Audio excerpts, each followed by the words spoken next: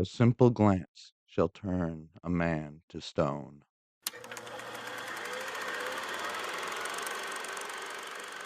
It started as a few reports coming from the eastern valley within the Earth realm, travelers speaking of rocks that resembled the skeleton of a man.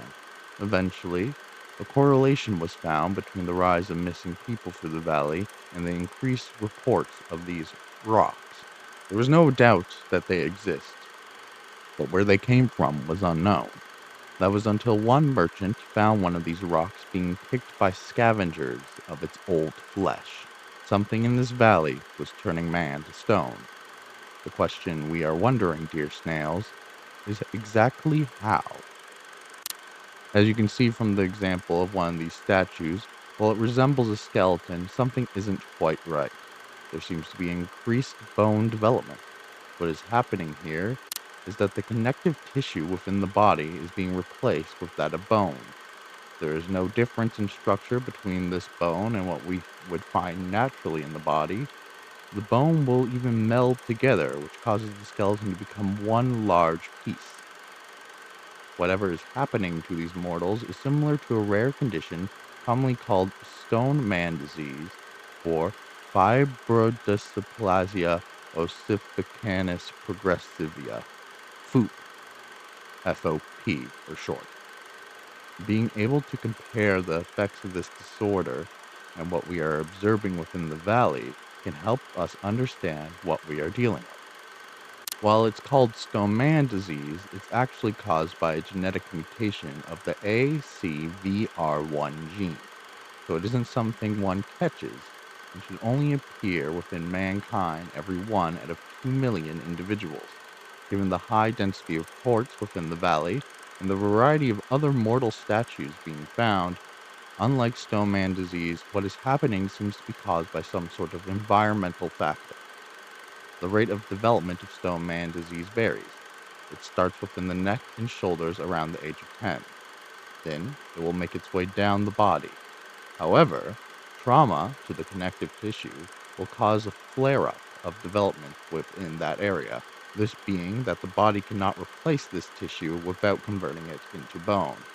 Individuals can live to about 40 years of age until death. This, of course, is much slower than what we hypothesize about the period of time the victims in the valley are experiencing. This leaves me to believe that what we are dealing with must be some sort of deity. So how do we test this hypothesis? Well, with ourselves, of course. I ventured out into the valley to keep count of the statues I saw and their frequencies. What I found is as we get closer to this area, the amount increases, but within the circle, there's a sudden sharp decrease. This leads me into my second hypothesis that we are dealing with some sort of titan. It wouldn't be long till I was faced with this threat. A large serpent like creature with a massive hood depicting false faces, and a large rattling tail to ward me off. Yet I must see what is truly happening, so I continued.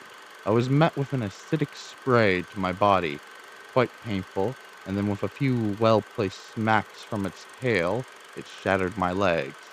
The serpent then fled. I was in great pain, but allowed me to find more similarities between what this titan is causing and stone man disease. Firstly, under my skin, where the acid was most potent, I began to develop large, hard lumps. The condition was not starting at my neck, but instead where I was hit. My legs were the first to give. The whole experience was very painful. My nerves were being pinched by the rapid development of bone, the rate in which, obviously being magically enhanced, it would only be a matter of a few hours before I would succumb and die. I attempted to remove one of these lumps from my arm, cutting into the skin, yet I only found this to agitate the condition, causing it to flare up and develop more quickly. Anything I would remove would grow back. Surgery was not an option. It only sped up my quickening decline, an issue those with stone man disease find themselves dealing with when misdiagnosed.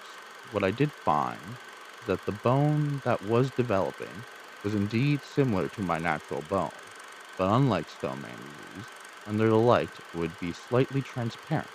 I could tell the bone was developing to store my soul within itself. The purpose being, I found later, that the Titan serpent swallows these statues whole and breaks down the bone within its body to consume the soul within. Breathing became nearly impossible as my rib cage grew tighter around my lungs.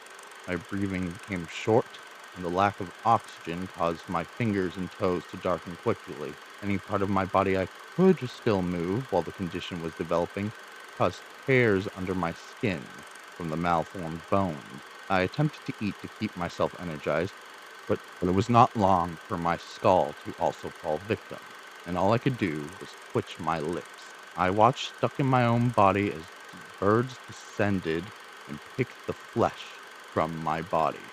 There is still a lot for me to learn about this titan and its abilities to cause stone man disease like symptoms to mortals. However, this is a great example to show how a titan can take a naturally occurring condition, amplify it with soul to cause devastating effects. To better understand the magic of deities, we must understand the natural world first. Thank you for watching, snails. I hope you enjoyed, and if you have any questions, now is the time to ask. For the most curious of you, there is always much more to learn.